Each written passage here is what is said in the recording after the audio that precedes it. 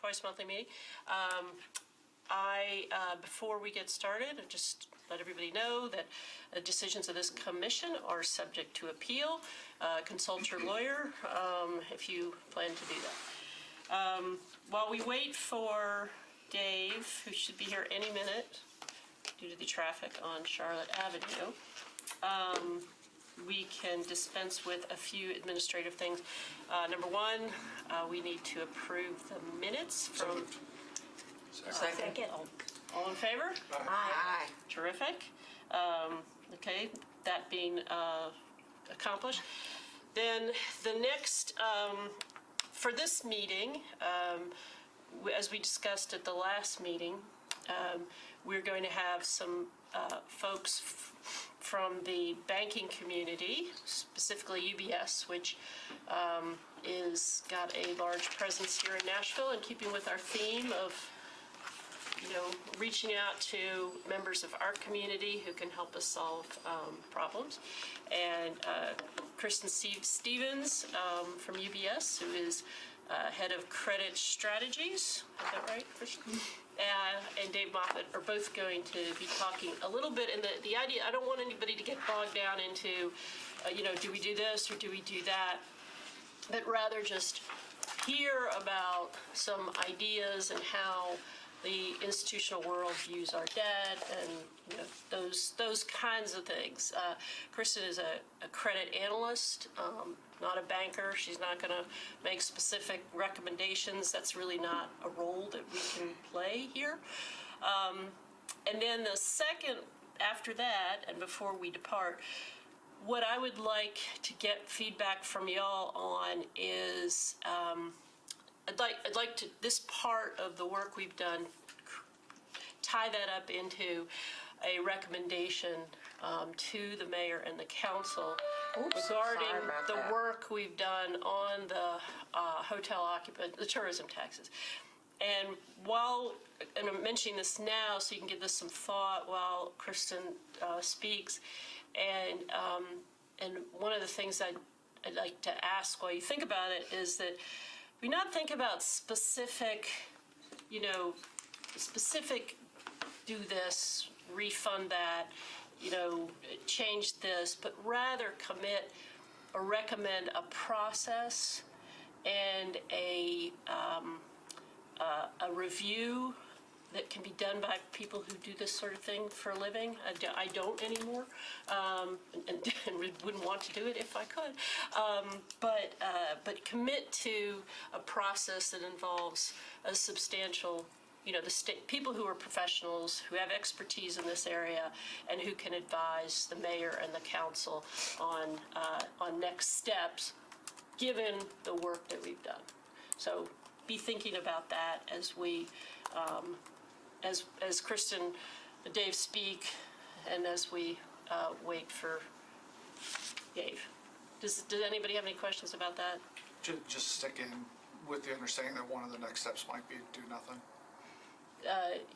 Yeah, we could, if we want to, just ignore everything we've done, we could do that, yeah. Just don't, do nothing. That could be part of the language. That would be weird. we could certainly do that. It all depends. I mean, I continue to not want there to be people who watch the video assume that there's a lean toward refinancing. Right. No, I didn't say that.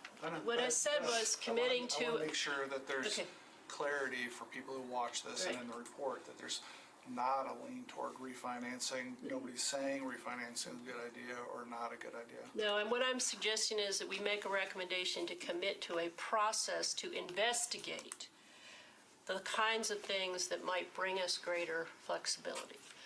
That could be nothing in the end, but that's what all I'm suggesting is that we make a recommendation about a process. Are you saying we should make a recommendation about to do nothing? Well, I'm saying I don't know.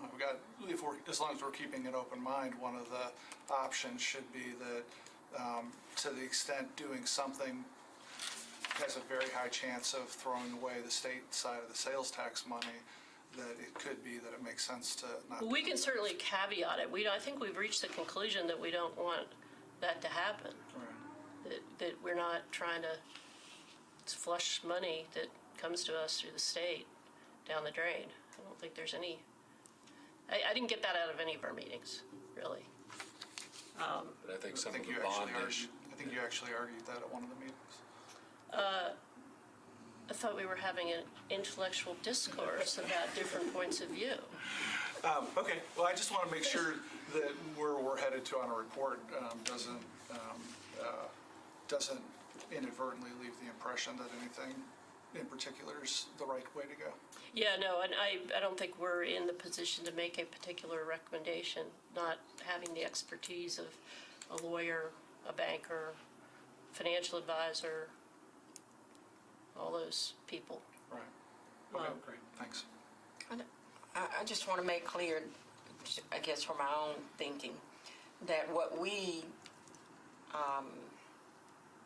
see it with this committee is to report back to the various individuals, constituents, or council, or whatever that might be. Am I correct? Yeah, I mean, we don't come, we can't say that we are making a decision for That's mayor or right. whatever. That's right. So it's reporting back to those individuals that are, Pros and cons of various Yes. choices and What what the we net learned. might be. what we Right, learned. right, exactly. Yeah. Yeah. And so in the mix of the conversation, we're saying these are recommendations that Yeah. we're discussing and will be passed on to whatever entity that might include. Because one of the, I don't want to pick on the Music City Center or the tourism taxes. You know, there's lots of things in our tourism economy that we should look at. And so if we can kind of tie up this particular line of inquiry with go study it with the professionals, then we can move on to another line of inquiry. And I think Dave's got some ideas too about what he wants to talk about there as well. And really to piggyback on that as well, I want us to be mindful as we discuss any of the topics in thinking about how we move the city forward with finances. And we know that X amount of people are moving here daily. Keep that in mind and be focused on why do we exist as an entity.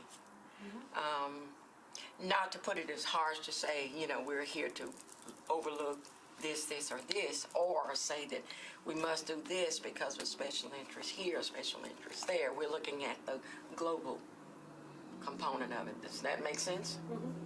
Okay, because One we thing I'd like to throw out too is the fact that we exist doesn't mean that everything's terrible. right, You really need a blue ribbon type commission, even when things are going absolutely wonderful. exactly, Yeah. To kind of exactly. verify, are we still going down the right path? Are there Yes. some things we could do better? Yeah. What do we? So you kind of always want to be massaging and making things better, whether you're doing really well or not. Right. So I don't want the public to think because there's blue ribbon commission that means everything's terrible. Yes. A smart organization, company, government, whatever, always has an entity like this. No, it's really an idea around a center of Apologies. excellence. I called the Only meeting. 30 minutes is enough to get downtown. I called the meeting to order. We dispensed with the minutes Good. and the appeal rights, and then we discussed what we were going to talk about, which is the UBS is here, and then the idea of having a recommendation to explore the topic with all the pros Yes. based on so that's where we are. I was going to turn it over after. Tracy, you were finishing up. Yeah, I was. Go. What's called stretching?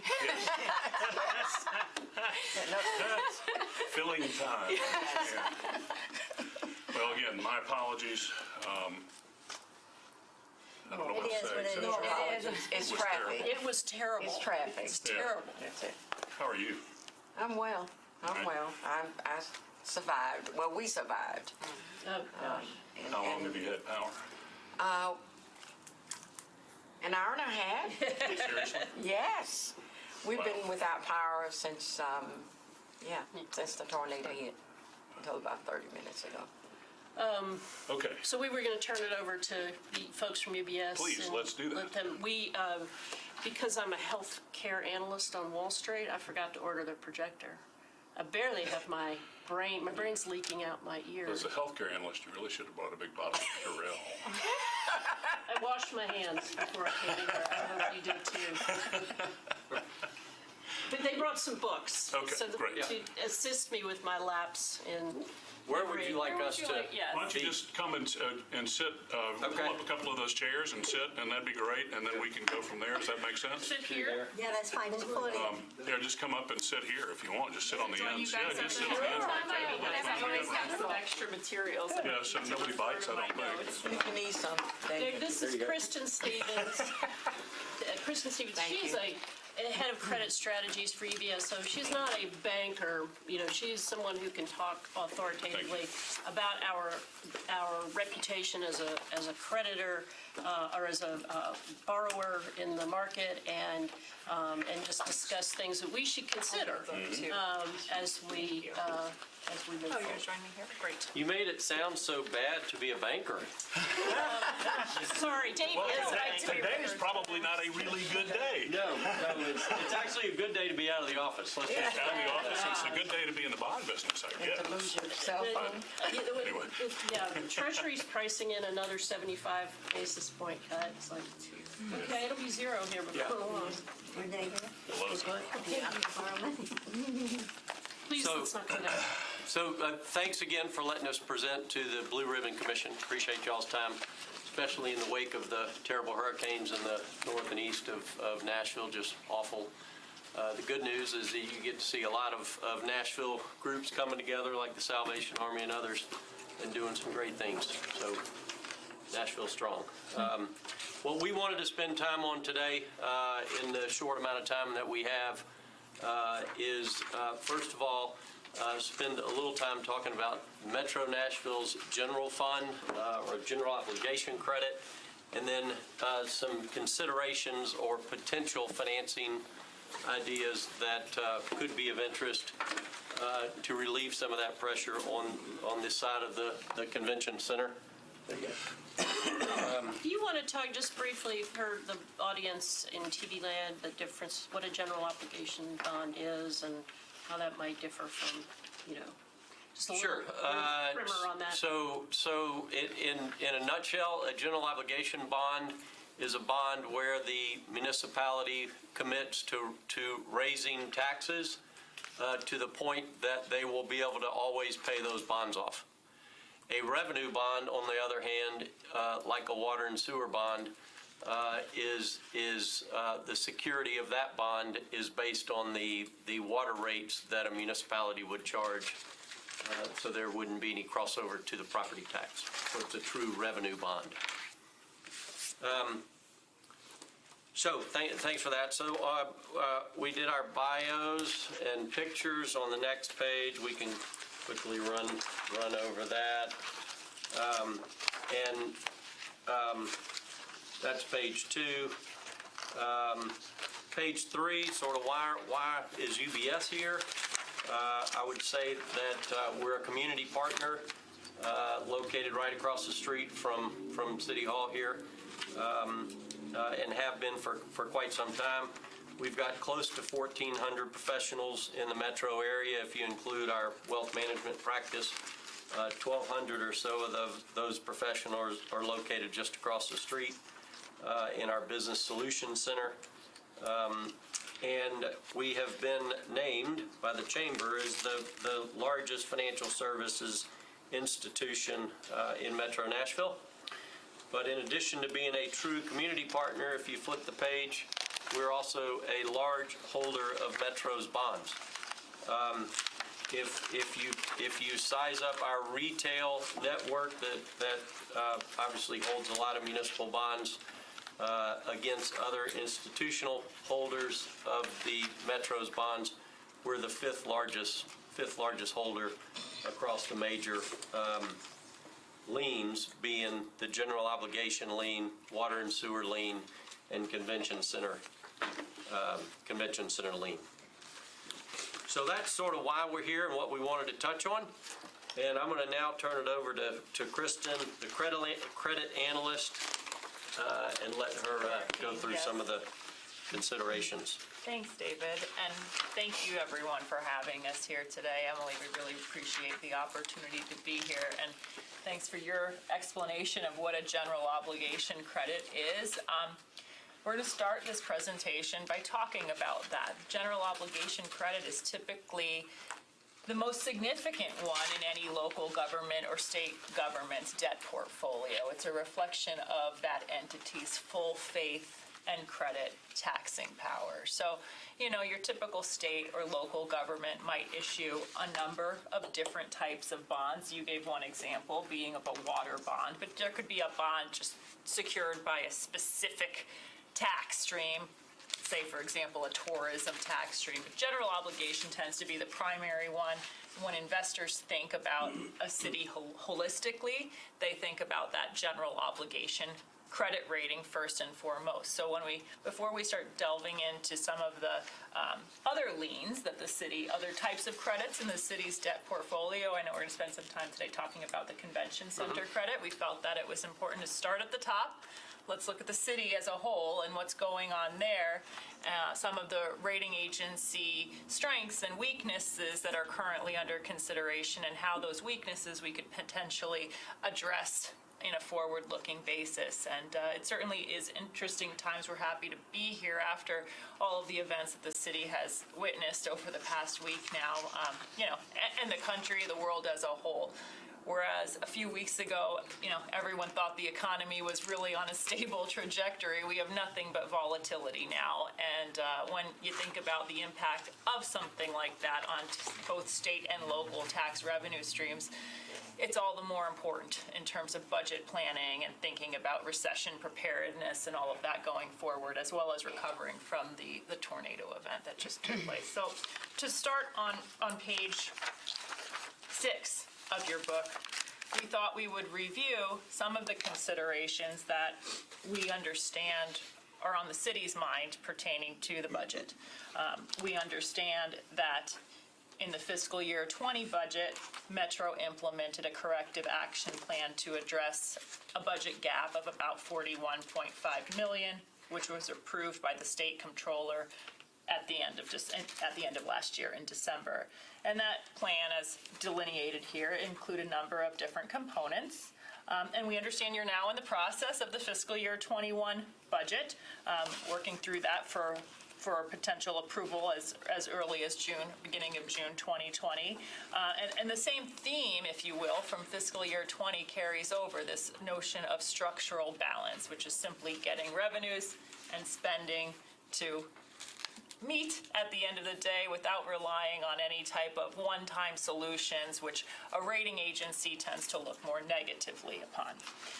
And why is a rating important? Clearly, the higher your credit rating, the lower your cost of capital when you're accessing the debt markets. So some of what I'm going to show you here is how the city's credit rating compares to some other large metropolitan governments. Certainly, you've got a lot to contemplate in terms of closing that budget gap, which, approximately $41 million last year. And the charter amendment that was approved by voters back in November 2006, that prohibits county council, as you know, from raising real property tax rates from their current and future maximum levels without voter approval. Whether or not that ultimately stays in place remains to be seen, but Moody's, which is one of the major rating agencies that assigns a credit rating to Metro's debt, has opined that that is something that it thinks about in its credit analysis as a potentially limiting credit concern, because it theoretically could impose a limit on financial flexibility to raise tax rates. So, turning to slide 7,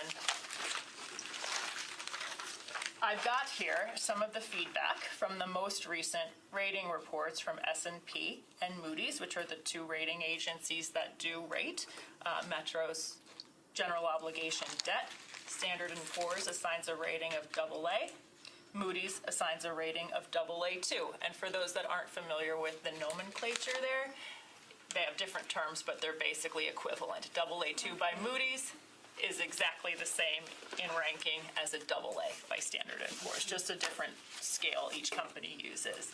And, they both very much agree that the economy here is a driving credit strength. As we were talking amongst ourselves, just, the growth has really been unprecedented and really above pretty much any city that you see out there. It's really above there in relative to its peer group. Strong liquidity, proven fiscal management, proven history of maintaining financial flexibility. These are all positive attributes that the rating agencies assign to Nashville's credit profile. However, some of the budgetary issues are starting to creep in with greater frequency in terms of the credit concerns that are being identified here. S&P points to weak budgetary performance and these operating deficits that had occurred beginning in fiscal year 18. They look at the city's what they consider to be large capital needs, because that would, in theory, add to the city's debt burden over time. They look also at, in aggregate, the city's debt and contingent liability position. And what does that mean? They look holistically at debt and pension and employee retiree benefit liability all as one thing. It's all debt-like, so they look at that in aggregate when they arrive at a credit rating. So what S&P has concluded here is that if this structural imbalance continues, it is something that over time could result in rating pressure for the general obligation rating.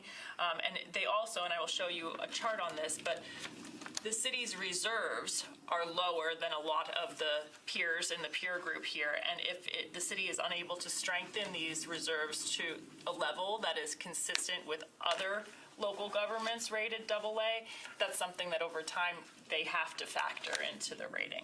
And Moody's is not too different on that. They find, the financial position is still strong today, but reserves have narrowed, and that's something that they're monitoring. And again, they point to that charter referendum and how that might be a consideration as well, to the extent you would need to raise taxes and there's a limitation thereon. So moving. Just one quick thing Yes. to note, the use of the term stable outside of each one of those means that they don't see anything that's imminent at this point, Oh, that's a directionally, great right? question. With each credit rating, the rating agency also assigns a rating outlook. Currently, the outlook assigned by each entity is stable. Stable outlook by S&P and a stable outlook by Moody's. Typically, if they revise that outlook to either negative or positive, they have to make a decision within, typically it's about a year or two. They have a defined time frame where they have to decide if they're either going to upgrade the rating or downgrade the rating, depending on if it's obviously positive outlook or negative outlook. Sometimes they just keep it on the outlook for longer than that, but a stable is, most ratings are stable, but these are the issues that they identify. And I would also note that typically before a rating action occurs, an upgrade or a downgrade, you typically would get an outlook revision before they actually take the rating action itself. These are triggered by issuances of debt? No, it can be at any time. A rating agency should not be using a debt issuance to make a rating decision. They are obliged to, if they rate the city's credit, they need to be constantly surveilling it to the extent you are not borrowing, but they find that these reserves are inadequate or the structural budget gap is growing. That's something that they have to consider outside of the debt issuance process with respect to the rating. Mm-hmm. One of the things you said that you mentioned with the rating was our ability to raise the income. Mm-hmm. Well, there's the ability to do that, and there's the will and the actuality to do that. So how do those impact? In other words, we might have the ability to generate, X million dollars more, but if our officials are reluctant to actually do that, that doesn't make a difference how much ability they're not doing it. It's a wonderful question. Willingness is a lot, in my opinion, of the rating as well. Now, it's a more difficult gauge to measure when there are fewer tools in the toolkit. Maybe you can't raise property taxes, but you have other resources available to you. You might be able to solve a budget problem by adding on a new fee or doing something else. When willingness really gets called into question, in my experience as a credit analyst, you see these truly difficult circumstances. Take the city of Detroit or Puerto Rico, when you look at their ability to solve their debt problem, and they might technically have the ability to raise taxes as well, but when you look at what the burden of doing so would present onto their populations, that willingness doesn't exist. And those may be very extreme examples and nothing like we're talking about here, but those are prominent examples of what happens when the ability is there, but the willingness isn't in place, Well, and I they think have for to those arrive of us at that are other elected solutions. officials, that's important because those are things for us to talk with our constituents about.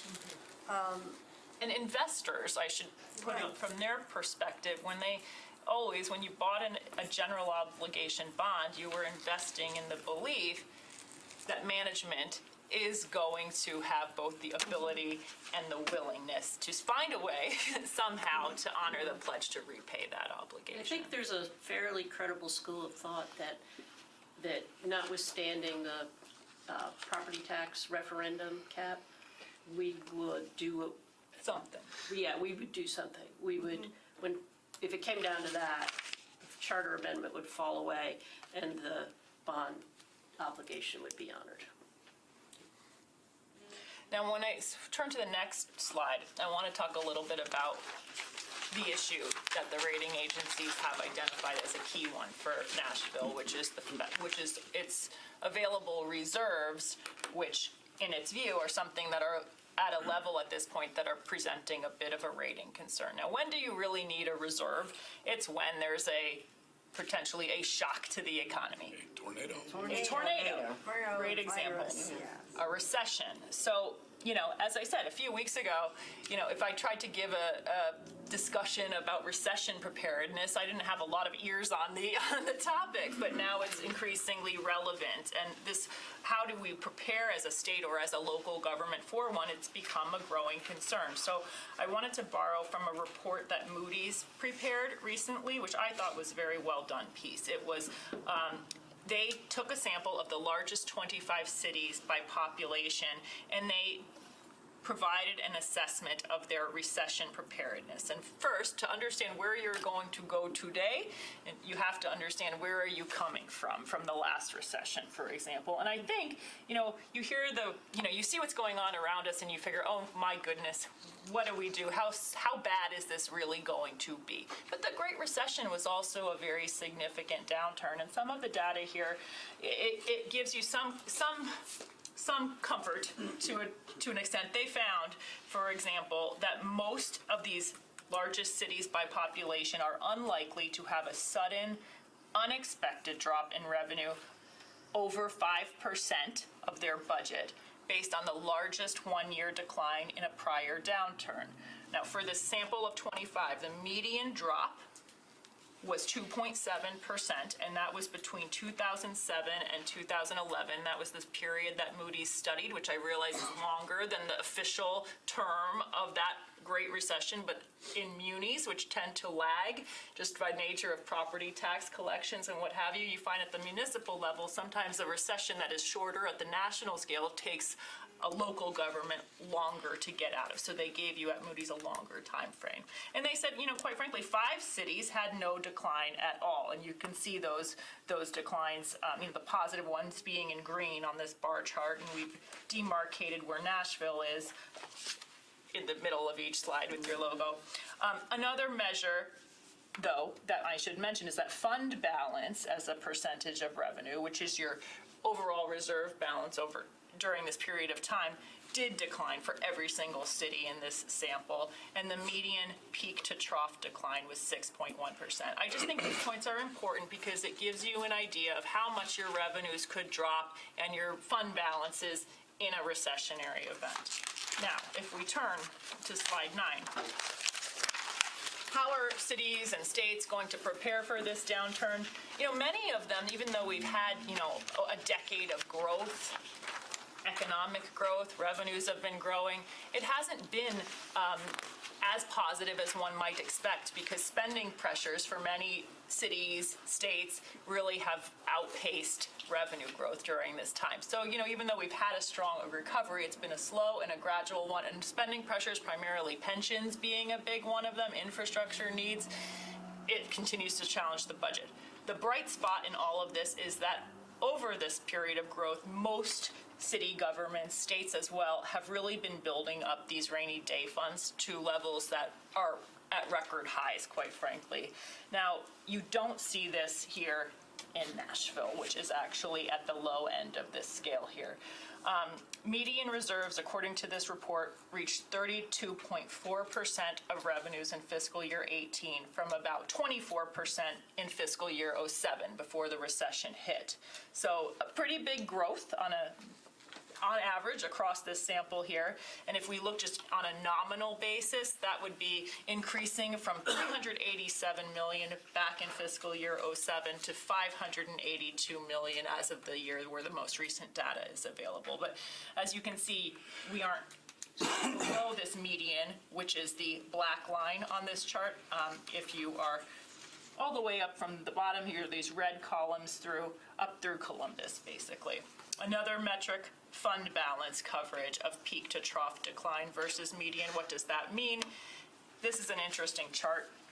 It's basically just saying if you took your reserve balances that you currently have and you matched them against the peak to trough decline in revenues that hit in the last recession, by how much would those reserves cover the drop?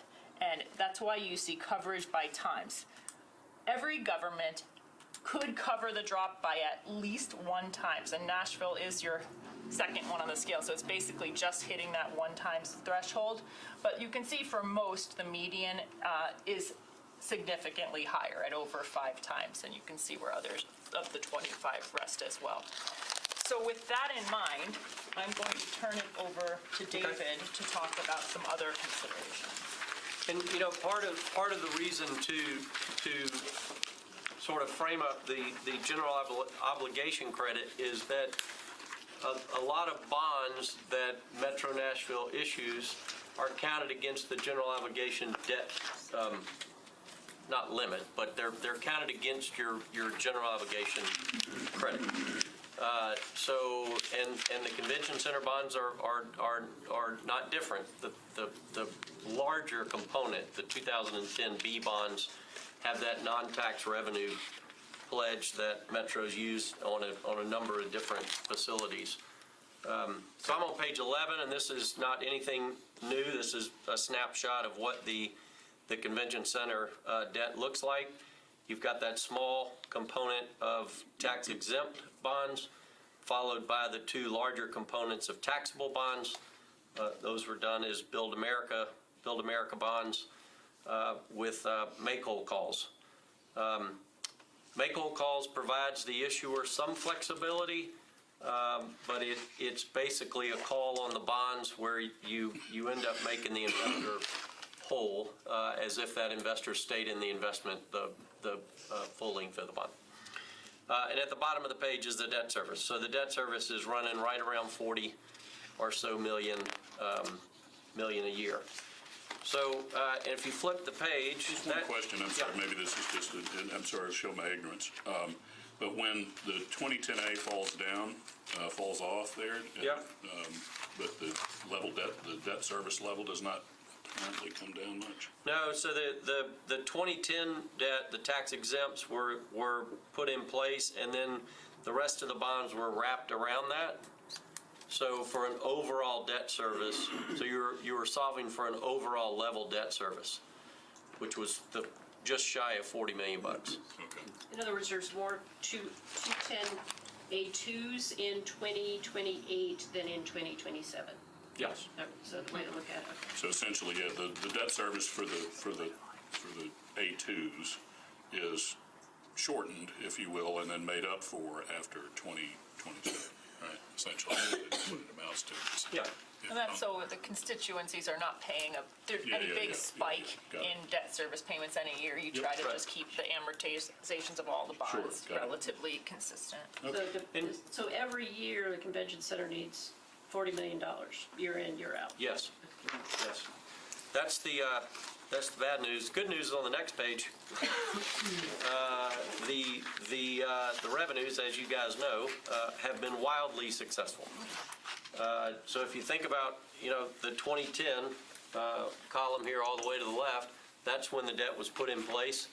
Fairly risky to issue $40 million in debt service a year on, less than $5 million in collections. I guess, in 2010, that could have gone two ways. The great news is that it went, to over 22% year-over-year growth since that period. So, wildly successful on the tourism tax revenues. And I think 2019 was collections were 126 million, which I do the math there, cover the debt service 3 times. Remind me when the debt service kicked in here? 2010, the issue was done. Okay, so there had to be a $40 million payment in 2010? There was, pretty sure there could have been capitalized interest, but I think the debt service was certainly issued in 2010. So there could have been some capitalized interest where There that was 18 months of capitalized interest, if I'm remembering correctly. could have been. And my understanding is that the non-tax revenue pledge has not been hit on this link. Right, that's Yeah. that's my understanding too, but Yeah. I was just trying to figure out where the money came from. I'm with you. It could have been that they capitalized interest, as Emily's speaking to, while they built the convention center. They could have also sort of leaned into debt service up to that 40 million. So it, started out at 10 million, 20 million, 30 million, then finally got to that 40 million. Okay. There's a couple of different ways to structure it. We could follow up too. Sorry, it's just one of those things you look No, at and you go, No, okay. I'm with you. It's a good where's question. Where's the gap?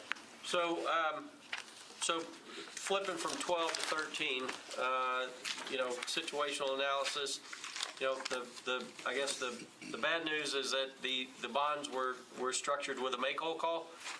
Although I think at the time with that, the revenues that you had, that was how it was structured. The good news That was is a that requirement for Build America bonds too, wasn't it? was not a requirement for Build America Was bonds. not? Okay, because I thought there were others that had the same problem. Well, yeah, that's With for that sure. low number in revenues, probably was a requirement from the market. Sure. To get the transaction done. It was near end. It was the end times before we had started the new end times. Well, that's just only 2 weeks old, so, okay. And also, if you think back to 2010, we were only still coming out of Right, that right. recession. It was Yeah. a more difficult. And we had the flood. Yeah. Right. But again, the good news is that the pledge revenues have grown wildly. As part of that, the balance sheet of the convention center is very healthy. Unrestricted cash and investments were almost 160 million in fiscal year 19. So what we were trying to come up with is a solution or a path forward to balancing the support between the general fund and the convention center credit, understanding that you don't want to lose any of the revenues that are currently flowing through the convention center. And I'll tell you right now that any solution here requires agreement amongst the interested parties. And that's Define that group. that group, to me, as an outsider sort of looking in, it's the state, it's Metro, and it's the convention center and the convention center hotel. What about the bondholders? They got the make whole. They don't care. They got the make whole, they don't care as long as they The get only- paid. the only way they have come- no way to, they don't have any way to have leverage into the situation, Their leverage is that make-whole call, period. period. And as long as they're getting funded, they have no other way to get into Yeah. the seat at the table, so to speak. And this make whole means if you pay me back in 5 years or you pay me back in 25 years, the total amount of money I'm going to get is the same? Is that what that means? So the amount of money that you're going to get is slightly discounted, but it's discounted at a U.S. Treasury rate.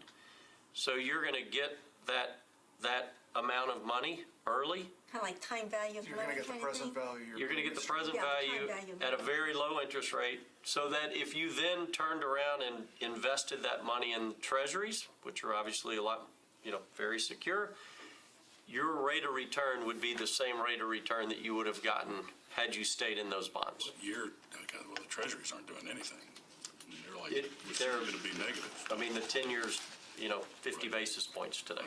That's And I going. think it was, when we did the deal, it was 45. When you issued Same. these, Really? Wow. when you issued the bonds, the U.S. Treasury was at 385. 380. It's at 50 basis points right now. Stand correct? Yeah. I looked that up anyway. And it's in -10. Yeah. So there is no essential no discount on the money. There's no, You're just going to have to pay them dollar for dollar is what it amounts to. that's the way I would encourage you to think about it. It's very expensive to call these Plus bonds. finance cost, plus. But you do get some discount, Yeah, but it's a treasury discount. So it's not a, be a 30-year treasury. it's not a concession the bondholder is giving. Right. So, understanding that, we did run the math to try to figure out in today's market, the good news is that if to fund the takeout of the bonds, including the make-whole premium, you get to do it at today's rates, and today's rates are a lot lower than they were back in 2010. They're at unprecedented lows. So that's helpful. So we ended up, and what that would allow you to do, you basically get to take the current ordinances that are wrapped around the bond issues that are outstanding and completely start over, if you wanted to. And that would allow you to, and again, we're not here to do Define any what you're saying politics. by ordinances at that point. Are you talking about the state level? Dave, just because I have a budget meeting I I'm have to sorry, host yes. in Green Hills, so I Right. got to cut to the chase and Yes, get out please of here. do, thank you. Sorry. If I'm hearing you right, in order to accomplish the pro forma'd out savings that is in a slide or two, the one built-in assumption is that the state of Tennessee agrees to leave the sales tax revenue stream in place as it currently is. Is that correct? Well, the way I was saying it, and you're making a good point. I think there's more that the state would have to agree to. I think they would have to be an interested party at the table, amenable to a solution. And I don't know what that would require to, of the state to get them to that solution. But they would have to be heavily involved in the discussions. All right. Thank you very much. I really appreciate all your work. For the people watching, are we going to get this? Yeah, up on- if you can send me on an the website? electronic copy, we'll send it around and post it on the website. I would make the point that the data on slide 9 about the really bottom of the peer cities fund balance on the metrics identified here are fundamentally what some of us in the council have been talking about for 2 full years now. There is no way to address that without property tax being addressed in town. And with that, thank you guys for being here. Sorry. See you tomorrow. Thank you. And just to piggyback on Yes, that. we can continue for a minute, though. Yes. Sorry, no bother to leave. Sure. Yeah, go ahead, Brett. I guess I'm thinking in terms of the tornado that just came through and how that is going to reflect revenues, taxes, that sort of thing. I mean, I'm new at all of this, but when I look at East Nashville, and when I look at North Nashville, in some way down the line, if it's not right away, there's going to be some impact. And we're looking at people that have lost homes, that will not be able to rebuild because of lack of funds. I'm very concerned about that, and I want to hear some conversation about it. I really do. Gracie, are you saying that,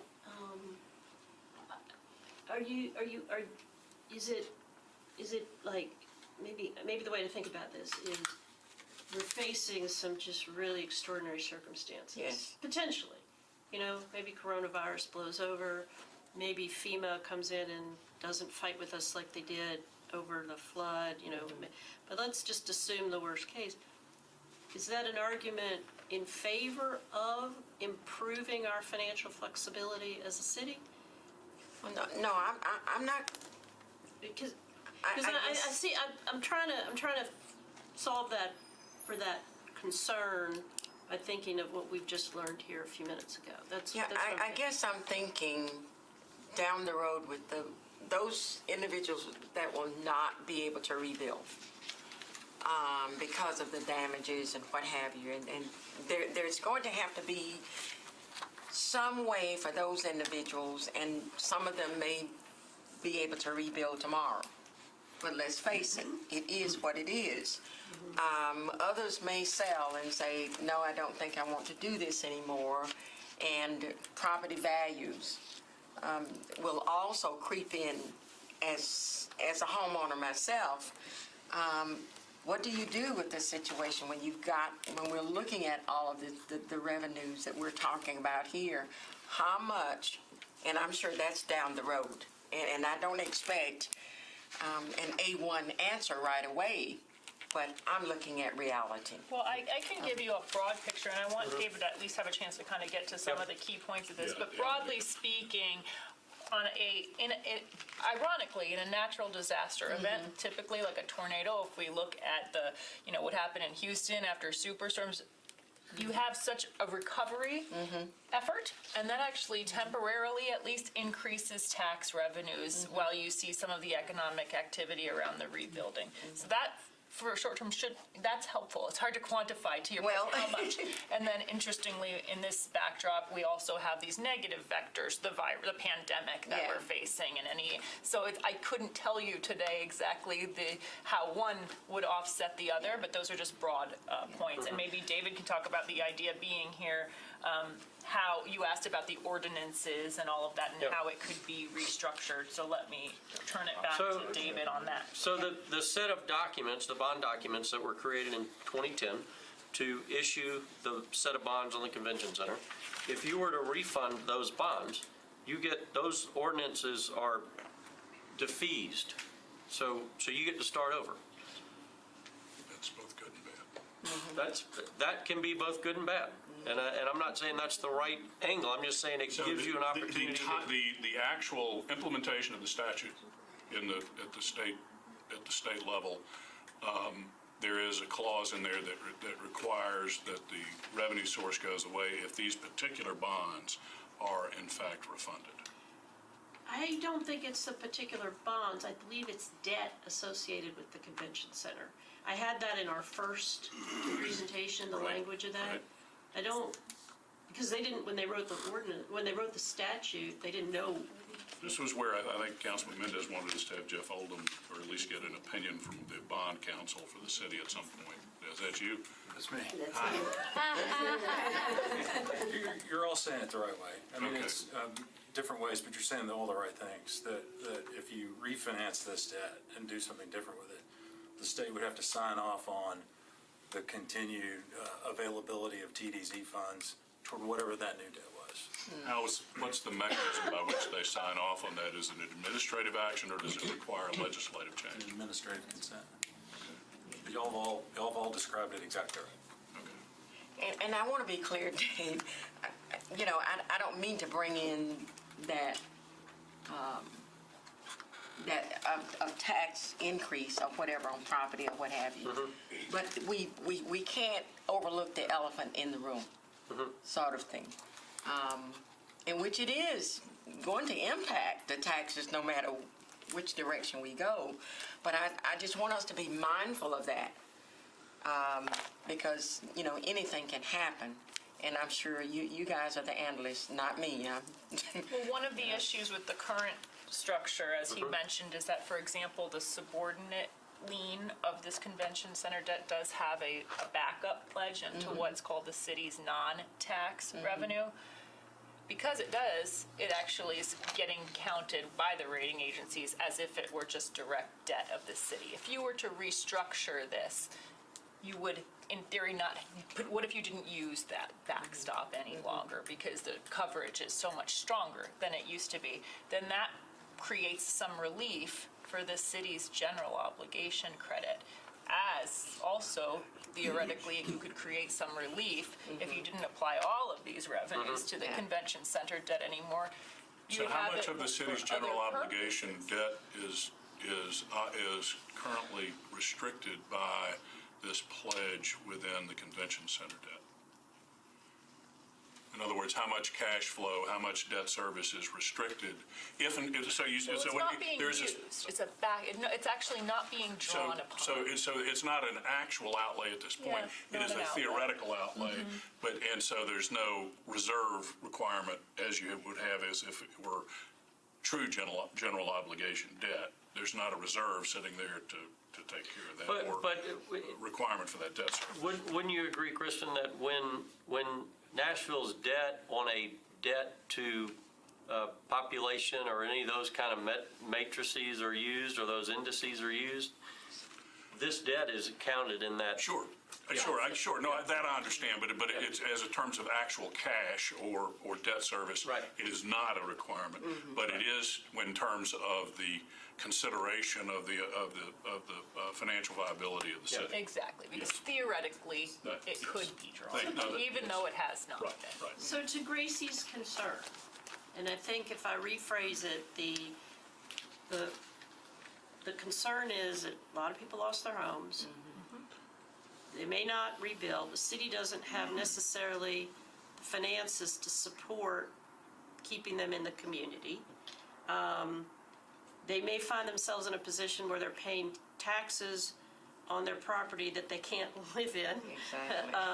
So let's just pretend, and we're not in any position to orchestrate or direct a restructuring, refinancing.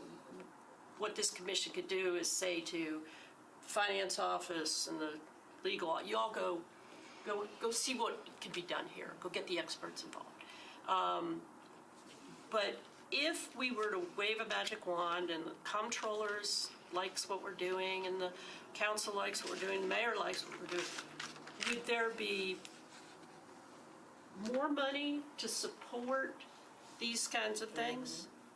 Is that, so this would be beneficial to the goal that you're articulating, okay. Exactly. Yeah. Exactly. And thank you for clearing that up. Well, it took me, I was confused at first, but I think I understand what you're saying, because I remember with the flood. Yes. With the flood, we had people on Hamilton Beach Road, I remember, was a real concern, and where they were flooded out of their homes. Yes. And they had to go live. Meanwhile, the property tax bill was still. We did have some relief from the state for a little bit, but it was really a hardship. And thank you for helping me with that. But Okay, all right. That's helpful, Steve. yeah, it is, and I want all of this to work, okay? But let's also not forget reality. And not be shocked when we say we don't have enough funds to do what we need to do with the convention center and other entities throughout the city. Because it's a great place to live. But trying to get that into a person that just just lost a home or don't even know where I'm going to get the funds to rebuild, let alone continue where I am. So, it's a balancing act, I guess, more or less. I don't know. I'm not the expert. Can you go through, can we go back and go through this a little bit just so I can make sure I understand what you've done here? So back to Emily, the point that you were making is creating flexibility. And, in 2010, when the transaction was done, was done. They built an unbelievable convention center. It's been wildly successful. So there's precedence for convention centers around the country that come back some number of years later because they want to use the parking lots differently. They want to do this. They didn't see the flexibility they wanted 10 years prior. So that's sort of where I see Metro. And there's the question, and these are politic questions. There's whether or not you continue to use the non-tax revenue pledge. Do you try to redraw the tourism tax development zone? Do you strip off or narrow the revenue streams? Do you keep the zone the same? All these questions, you can't do any of those without the flexibility that you're in right now. So what we did was, despite the cost of the make-whole and the cost of issuance and the things that you were going through, we did run the numbers to see if you could create a situation where you could refund the bonds and create a group of revenues that could be available for what we called redistribution. And again, the interested parties would have to come together and make some agreement that that's the right path forward. But in running those numbers, if you flip to page 14, and this scenario is leaving the convention center bonds inside the convention center. The non-tax revenue pledge falls away, so that it's not leaning on the general fund any longer, in theory. And we, of course, didn't extend the amortization, and it has a 10-year par call. So you would be able to get at those bonds at the Metro's option or the Convention Center Authority's option in 10 years. So sort of going left to right, the first column is the fiscal year. First column is your existing debt service, which we saw in a graphic prior. The restructured pro forma debt service is, sort of, I mean, it's right below or right on top, either, your opinion in terms of creating a favorable yearly debt service. Some folks would say that's a break even, so it's a slightly favorable. And then in the next set of columns, we took the tourism tax revenues from fiscal year 19 and flatlined that out to 44. Brought in the restructured debt service. We combined the pilot payments and the max hotel payment for that $27 million number, and that generates some surplus dollars. I understand that the authority has been running at somewhere around 13 to 15 million in operating loss. So part of that surplus dollars would be directed to the operating loss. And what we were trying to solve for is, I think the Ryman presentation last time talked about the right fund balance for a convention center authority being 5% of revenues. So we were trying to solve for this scenario generating right around 5% of revenues in bottom line surplus. And that would leave this number all the way to the right for what we categorized as redirection.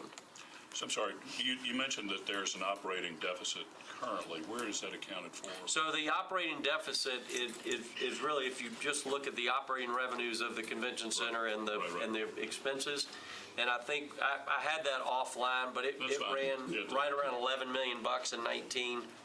It averaged 13.4 million over the last 5 years. So would that eat into that next to last column? That would eat into the surplus dollars, leaving you somewhere in the range of $5 to $8 million, which if the revenues are somewhere in the 100, if you take the operating revenues plus the tourism tax revenues, you're at around 140, 145.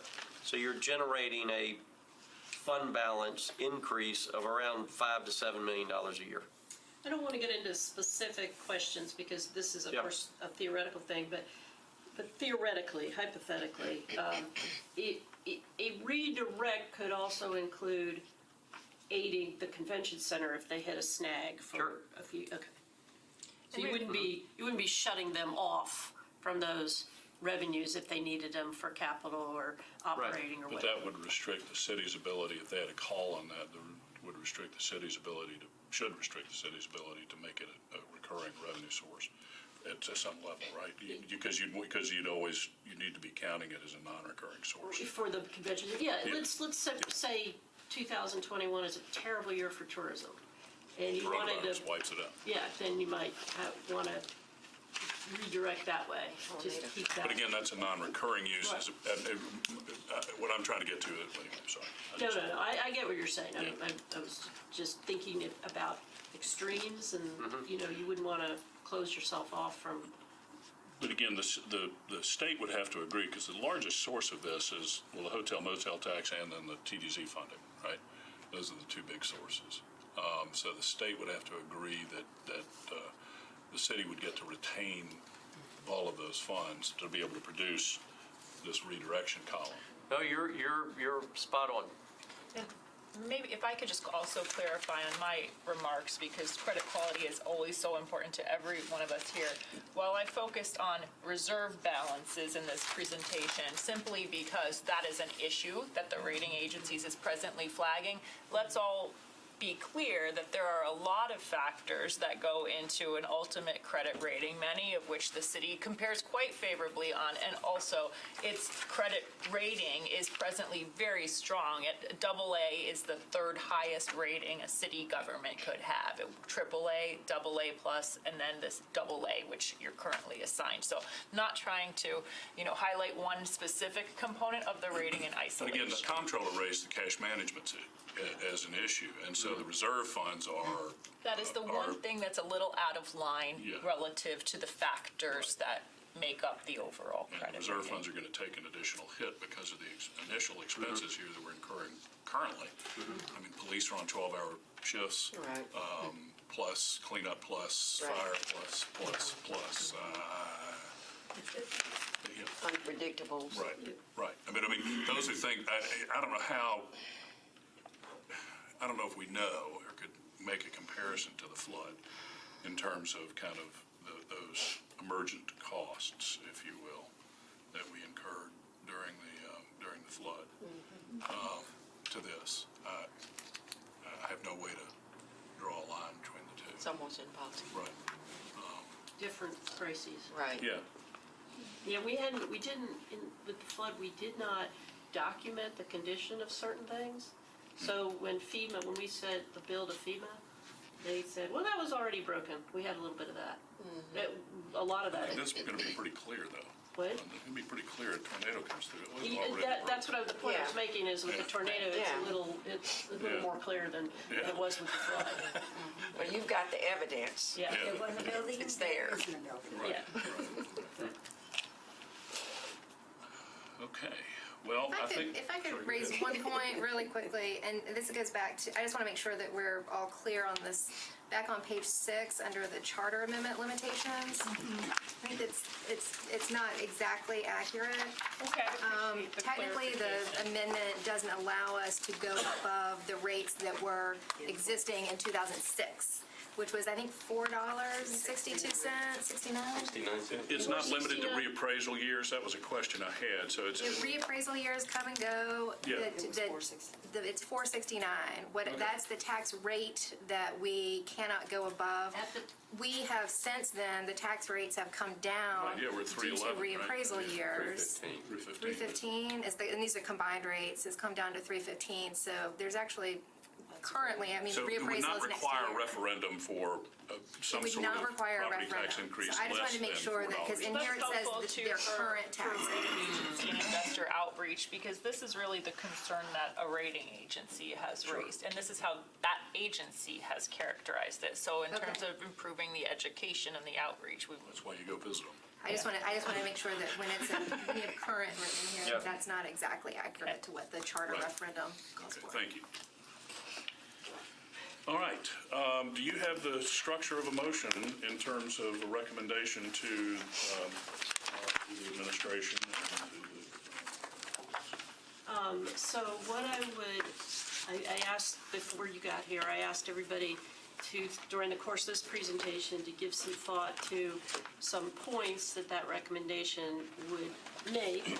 And I said that I don't think that we as a commission are equipped to make a specific do this laundry list, but rather to direct the mayor and the council to set off into an inquiry based on what we've learned, to see if request. a Sorry, request we to wanna get see the what the viability is of, Yes, with the goal of improving our financial flexibility.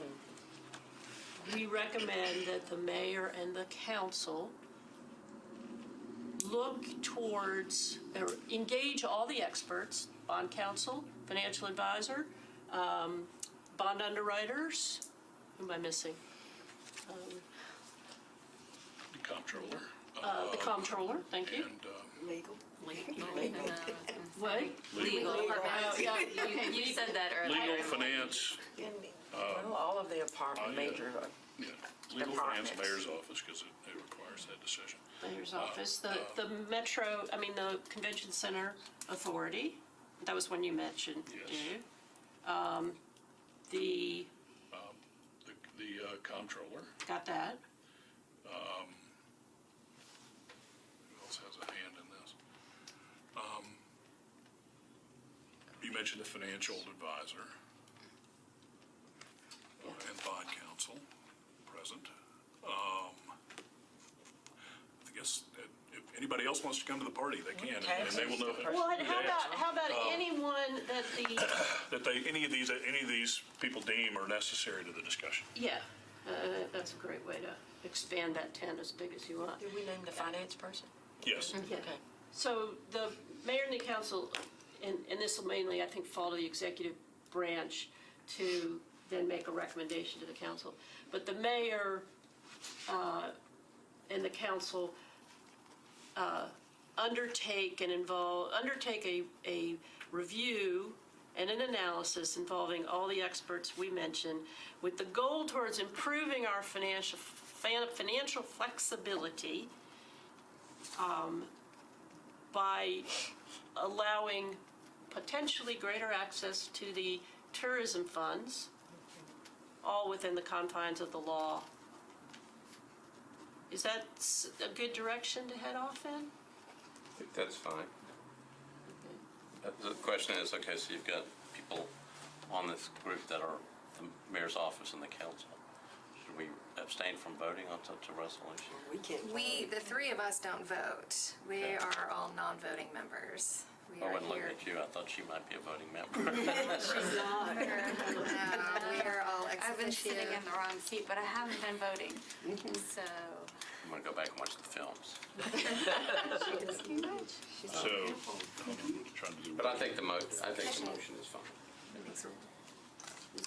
Does anybody have anything to add to that? You can. I'm trying to put a little ribbon around this. You're so that I voting as can- a member of the committee, sorry, as the council members, you're voting as a member of the commission to make recommendations. And of course, reviewing your mission statement, your recommendations should go towards the mission statement. So as long as you are. Okay, can I read something back here? Because I'm Yes, trying to sir. scribble frantically. You write faster than I do. We recommend that the mayor and council involve, and also involving the list, I'm not going to repeat Yep, the list. got it. Undertake a review and analysis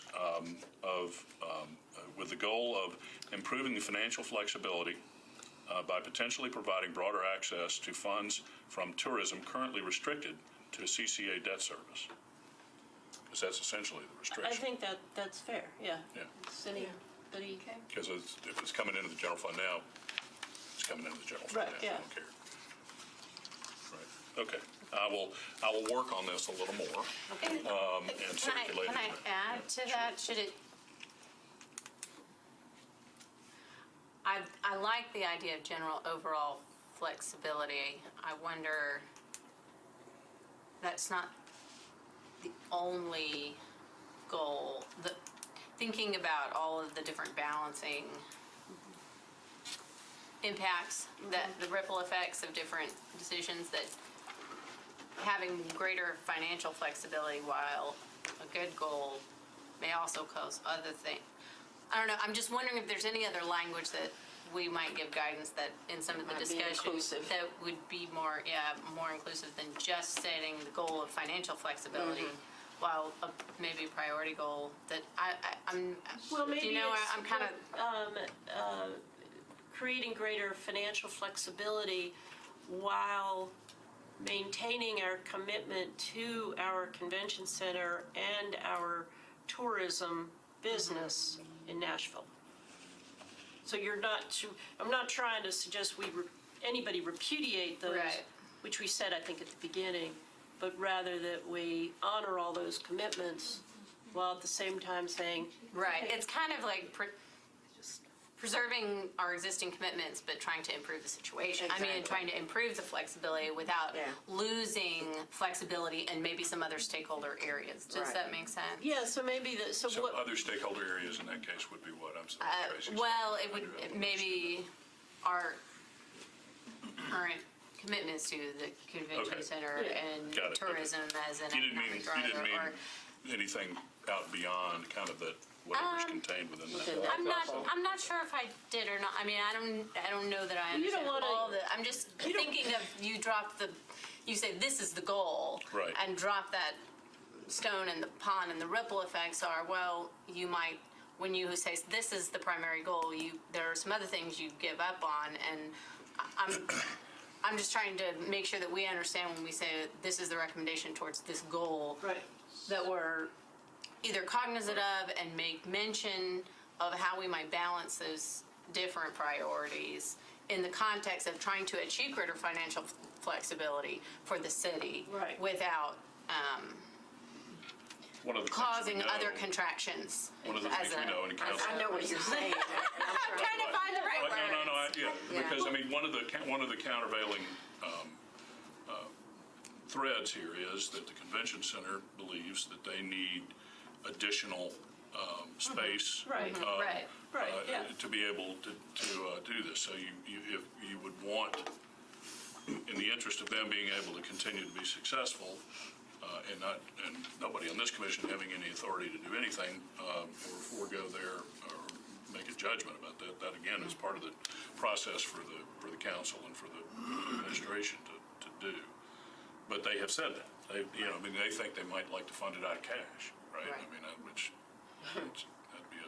that's an interesting thought. So we say, involving the stakeholders, the convention center authority. Right. So I think maybe the wise thing to do here is to while recognizing our commitments, Right. It's going to be a long sentence. I'll have to break this up. Well, we're honoring the commitments, but what I'm hearing is we want to increase our flexibility so that basically we can respond to the needs, whether it be tourism or the city or wherever. We want to be able to respond to those needs. As needed. Right. Yeah, where now Right. we're locked in, we can't Right. necessarily do Yeah. that. Yeah. So I think it's the flexibility and the ability to respond to the needs, so we continue to have. Well, and to that point, maybe it's not just financial flexibility. It's really the overall flexibility of overall the city to be able to make its own decisions about how we're how we're building resources and deploying resources, right? Yeah, that's a great way to phrase it, actually. Yeah. Overall. Right, that's it. And I think one of the things that keeps coming up is that some of these decisions, and I guess some of the other stakeholders may not agree with what the city has in mind, like some of the taxes that are going to the convention center, the revenues there, aren't necessarily going to come to the city if we refinance. Is that right? Well, Well, I that's the think danger. that's right, That's the I part think- that has to be negotiated with the state. Yeah. So that, And I think what we're trying to say here is that, if we want greater financial flexibility, that doesn't mean surrendering those Right. revenue streams. That wouldn't be more flexibility, that would be less. And everybody's going to have to say kumbaya over this. And I don't think the city's ever going to agree to something that surrenders one of those revenue streams. We'll just stand here and do what we're doing in that case. right? Yeah. Because there's been a lot of talk about all this money that's out there that all we got to do is get it. Right. Right, no, and that's not It's necessarily. not as easy. That's not that. No, it's not. I think you may need to put kumbaya in your. I'll sing it. Thank you. Oh, that's beautiful. And we'll put that out on YouTube. We're on YouTube now. Well, so that's your motion somewhere. Somewhere all in there. We need to work on this and circulate it, and we will take it up at our next So meeting. it's a motion and That's a good Do you- a second. Yes. Yeah. But nobody's going to vote on it. We're not voting today. We're going to have to take this. It would be my recommendation, since there is a whole, you're gonna have to go back and review tape, and there's a whole world of ideas that go into this motion, that if you're not voting today, you work on it, come back, entertain the motion at that time. Right. Yeah. And then a second, and then a vote. I think that's, yes. Yes, that's what we're doing. Ideas for a motion. Right. Yeah. That's, so Suggestions I'll for write. it. Friendly you- discussion. Are you gonna, I can write up I think, the gist of what we got for you to circulate in the next agenda. Okay. Okay? And we can kick it back and Yeah. forth once, just to make sure. And then make any Every eye. changes to it at that point. All right. So is our responsibility to review that between now and the Yeah, we'll next send it meeting? out. In We'll the send next it out, meeting. yeah, well before the agenda comes out. Right. We'll send it out hopefully within the next week, so you have And so we time. should all have reviewed it and kind of Yes. see how it hit Right, us. and I what- think the major principles are financial flexibility, don't lose the funding streams, involve all the necessary stakeholders, including the comptroller, the convention center authority. Those are the main concepts. And if I could recommend one more thing for the motion, that you review the mission statement and make sure that you're following your mission statement. Okay, preamble on the mission statement. Certainly, we appreciate the opportunity to present before you today. you. And Well, if there are any we're delighted. follow-up questions as you One review. quick question, how long, if there was a decision made, this is obviously not beyond this current budget, but if there were a decision made to pursue something like this, what's a time frame by which something like this would normally be executed? Like, So- for example, an RFP were issued in Yeah. July or something. And you had all the stakeholders Everybody singing agreed, Kumbaya. yeah, everybody's stacked up and good. I would expect in 6 months you could get that done, including the RFP. Yes, okay. Okay. It's helpful. All right. All right, thank y'all. Thank you. Exactly. Do I have a motion to adjourn? I was gonna, so moved. I so move. All right, we are adjourned. Thank you.